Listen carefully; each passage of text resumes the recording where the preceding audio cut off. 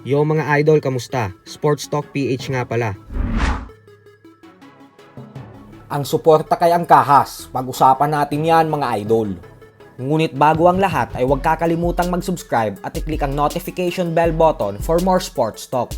So 2 araw na nga lamang po ang inaantay natin at magaganap na ang bigating world title fight ng ating pambato na si former IBF Super Flyweight World Champion Jerwin Angkahas kontra sa kapatid ng Japanese monster na Oya Inoue na si current WBA Bantamweight World Champion Takuma Inoue.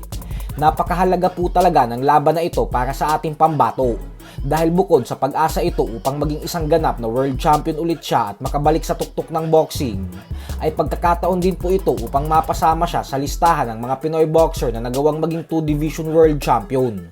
Katulad nila Manny Pacquiao, Nonito Donaire Jr., Marlon Tapales, Janriel Casimero, Luisito Espinosa, Donnie Ahas Nietes, Jerry Peñalosa at iba pa. At bagamat nga po sa Japan gaganapin ang laban nila ni Takuma Inoue, ay hindi po ibig sabihin nito na lahat ng mga Hapon ay nakasuporta lang sa kanilang kababayan. Dahil paglapag po ni Angkahas sa airport ng Japan 3 araw pa lang ang nakakalipas, ay bukod po sa mga Japanese media na sumalubong sa kanya upang ma-interview siya, ay 2 Japanese fan ang talagang nag-antay at nag-abang kay Angkahas upang makapagpapirma lamang dito. Solidong mga fan po ito ni Angkahas, kaya naman nakakatuwang makita na hindi lang mga Pinoy ang kampe sa ating kababayan.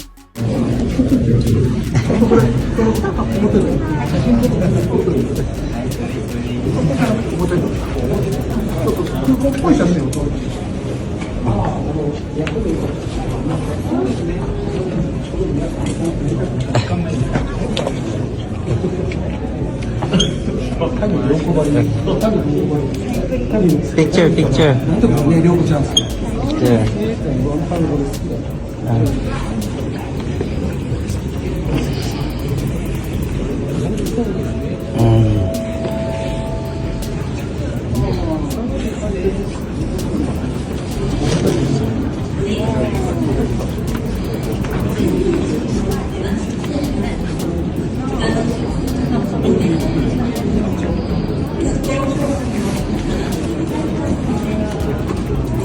Samantala, nagbanta naman nga po ang kampo ni Inoue na bagamat magaling na fighter si Angkahas, ay handang-handa daw talaga sila para dito.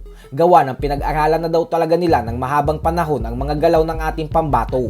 Kaya naman kumpiyansa sila na matagumpay na madedepensahan ni Takuma Inoue ang kanyang pinanghahawakan na WBA Bantamweight World Title Belt. Para po sa mga hindi nakakaalam, ay bukas na po magaganap ang official and final press conference at weigh-in, kung saan inaasahan naman na makukuha ng 2 fighter ang tamang timbang sa Bantamweight Division. So hanggang dito na lang po muna tayo mga idol.